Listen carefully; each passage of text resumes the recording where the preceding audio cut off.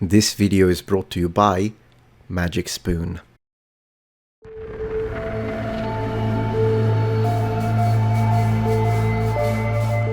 Hello noble ones, welcome back to my channel. This is the Metatron speaking, and unless you've been living under a rock in the last, I want to say, couple of weeks, you must have run into this article. Should I say these articles? Because of course, the moment one article goes viral with whatever they say, then you've got another 50 articles that literally copy-paste everything they say in order to get the clicks without any double-checking or due diligence. So here we are. Let's do the due diligence together. Ancient bones revealed Irish are not Celts after all. After what? The chance discovery of ancient bones under an Irish pub in the mid, and of course it was under an Irish pub. You guys in Ireland have got like more pubs than you have homes. Has cast doubt over whether Irish people are actually related to the ancient Celts at all. No, it didn't.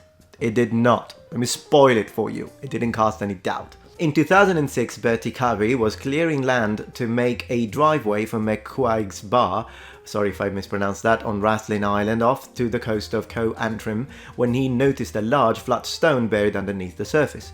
Carey realised that there was a large gap underneath the stone and investigated further. I shot the torch in and saw the gentleman, well, his skull and bones, he told the Washington Post in March 2016. He eventually found the remains of 3 humans and immediately called the police. So hold on a second. This guy found the skull of someone dead, proceeded to find 3 more dead humans, and then he called the police? If it was me, I would have called immediately at the first skull, but I mean, that's just me. The police arrived on the scene and discovered that this was not a crime scene, but an ancient burial site. Or perhaps it was a crime scene, but from like 2,000 years ago. If they still got murdered, technically, it's still a crime scene. I'm just joking. It turned out to be a hugely significant ancient burial site as well, that with DNA analysis could completely alter the perception that Irish people are descended from Celts.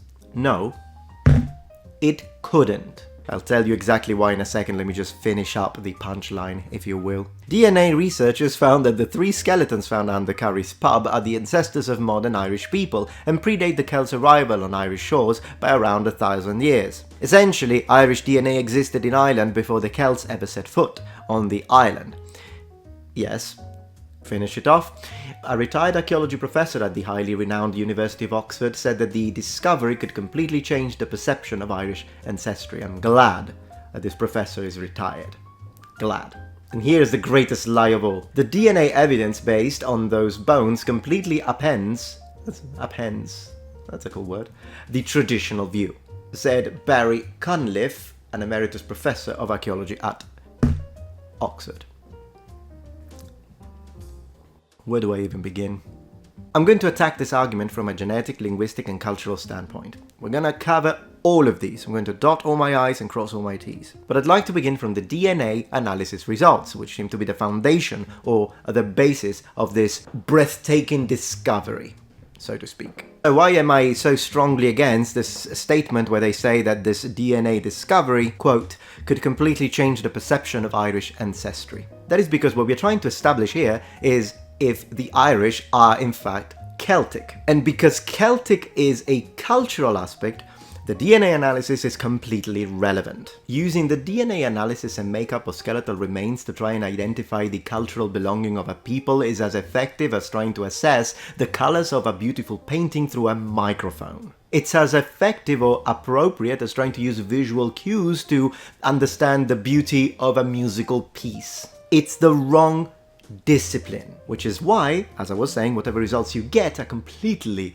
irrelevant. Before I dive deeper into this, I'd like to first kind of make a small disclaimer. I'm not saying that forensic anthropology are useless. That's absolutely not what I'm saying. In fact, it is a fascinating discipline that can be used in a plethora of scenarios, just not the cultural aspect of a people. Forensic anthropologists are called upon to gather information to determine who died, how they died, and how long ago they died. DNA analysis is phenomenal when correctly applied in the realm of archaeology, paleoarchaeology, to study molecular complexity and genomic evaluation, just not for cultural and linguistic aspects. Let me elaborate. When we define Irish people as Celtic. We don't do it on the basis of DNA. That's preposterous. We defined the Irish as a Celtic people because, first of all, of the language they speak, more on that in a second, but also because of all the strong cultural influence that the original inhabitants of Ireland received when they came into contact with migrating people from the continent who were the Celts. When we say Celtic, we're talking about a macro-cultural group expanding all over Europe, influencing linguistically, culturally, religiously, and even militarily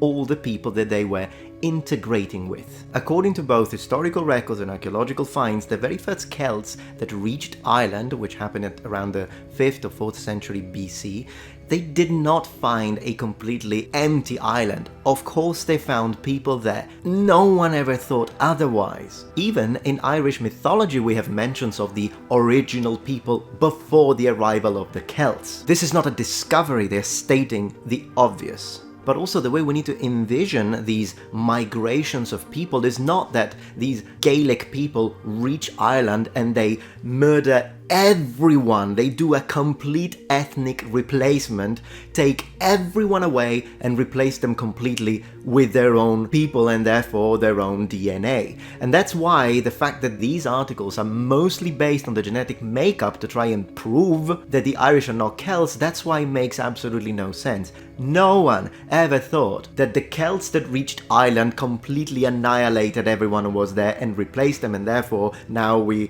supposed to see their DNA. Why don't we see it? And this becomes even more obvious when we look at the linguistic section and we finish to read the article, and also we watch a video.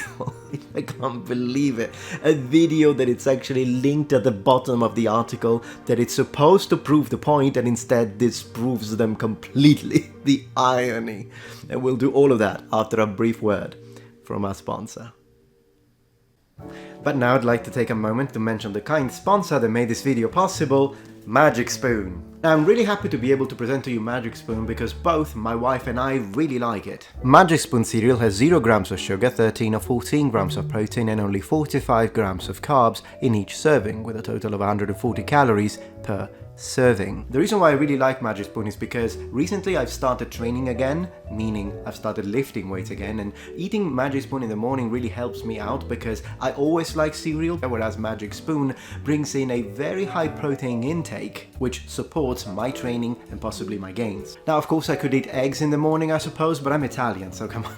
Just fried eggs in the morning is not for me. Also, depending on your personal lifestyle, Magic Spoon could be perfect for you. It's keto friendly, high protein, gluten free, grain free, soy free, wheat free and naturally flavored. And they also offer variety packs. And you can choose between cocoa, fruity, frosted and peanut butter. Chocolate being my favorite, and I absolutely recommend you to put it in your box. So click the link in the description below to grab a variety pack today. And be sure to use my promo code Metatron for a $5 off your first order.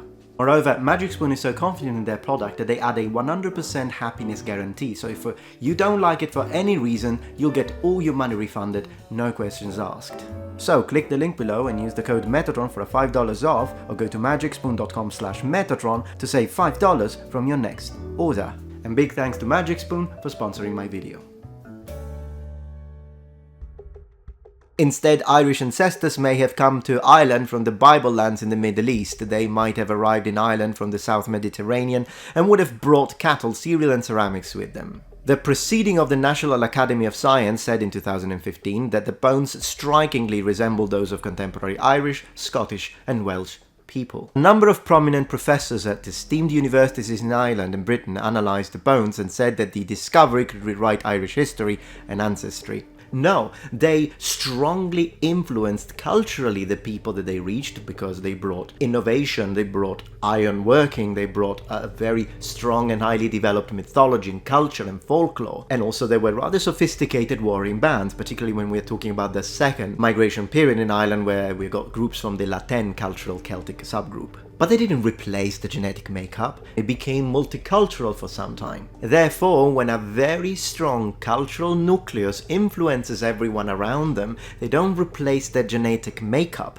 they replace their culture, Hence, to say that the Irish are not Celtic makes absolutely no sense. It's basically the same thing that happened with the Romans when Julius Caesar and his legions conquered Cisalpine Gaul. When he reaches Gaul, well, Gaul was Celtic, but then the Romans take over, now the Gauls become Romans because they are subject, and their language and culture is slowly overwritten by the Latin culture, which is why even today, regardless of what the Frankish tried to do, the French speak a Latin language, they speak a Romance language. But that doesn't mean that when the Romans reached Gaul and they conquered it, they completely annihilated the entirety of the ethnic group. They didn't completely exterminate everyone. They did kill a lot of them during war, but they didn't completely replace them ethnically. Neither did they do it in Germania Inferior, neither did they do it in Africa Proconsularis. The Romans override culturally and linguistically. People start speaking Latin because that becomes the language of power.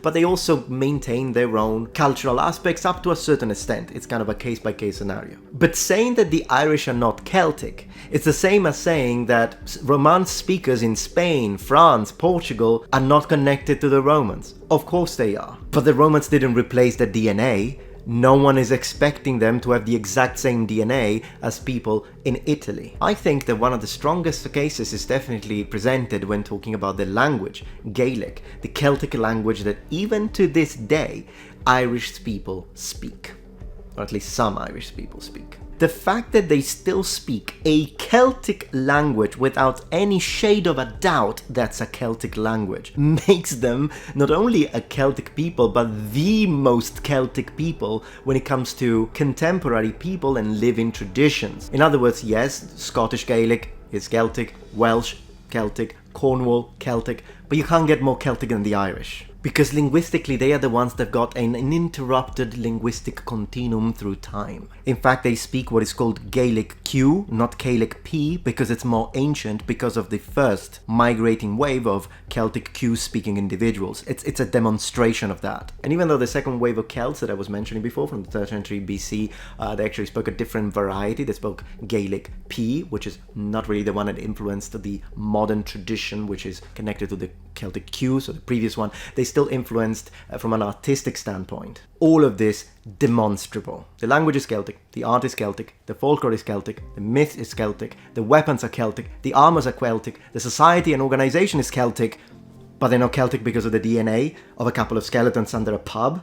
Not to mention, I'd like to underline, this is kind of obvious, but here we are stating the obvious anyways with the article. The results of a few skeletons still don't tell us anything about the population as a whole, because it's just telling us about those specific skeletons. Now, given, statistically speaking, if we find these skeletons and they just so happen to be connected with modern people, we can try and mathematically postulate the idea that, well, it's more probable though that they had this kind of DNA as a general population, still don't know, but sure, a bit more probable.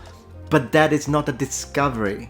It's like, yeah, water goes downhill. We already knew that, but this article is trying to put it as if in academia everyone thought that the Celts arrived and completely wiped the place clean, and so, haha, earth-shaking discovery. No one thinks that. In fact, the very data that modern Irish DNA is coherent with that of the Bronze Age from 1500 BC is an obvious and given piece of information. When they say that the discovery would rewrite Irish history and ancestry, they are completely wrong. Because just like it happened to 3/4 of Europe, I want to say, during the Iron Age, the people of Ireland were Celticized through a slow migration of people of probably relatively small numbers who established themselves on the island and during a certain period of time had a monumental impact on the cultural and linguistic strata without significantly impacting the genetic pool. We already knew that. So no, you're not rewriting anything. Celtic people impacted qualitatively, not quantitatively, the areas where they relocated. Back to the article and then we jump on the mini video. Radiocarbon dating, Akaris McGuire's found that the ancient bones date back to at least 2000 BC, which is hundreds of years older than the oldest known Celtic artifacts anywhere in the world. Once again, no one ever said absolutely coherent with current understanding. Not a discovery. To finish, Dan Bradley, a genetic professor at Trinity College, said in 2016 that the discovery could challenge the popular belief that Irish people are related to Celts. No. It doesn't, from the aforementioned reasons. The genomes of the contemporary people in Ireland are older, much older than we previously thought, he said. Great. Now, let's watch this video. It's a 2-minute video. Check this out. So, this is from the Trinity College in Dublin. We've got 2 speakers mostly. The first one talking a little bit about the importance of genetic studies, which I absolutely agree with, and then you need to listen to what the guy says. Check this out. Genetics, in its essence, is basically the science of inheritance, and following from this, every individual's genome, yours, mine, holds a complete wealth of information about our ancestry. To actually get to the real meat and bones of what is happening in prehistory, nothing can beat a direct look at the past itself. Ireland has the world maximum frequency for a number of important genetic variants. And of course, so far, it's absolutely... Adam, yes, 100% agree. So, you know, you're kind of waiting for the punchline where they're going to say something, you're like, totally disagree, but here we are.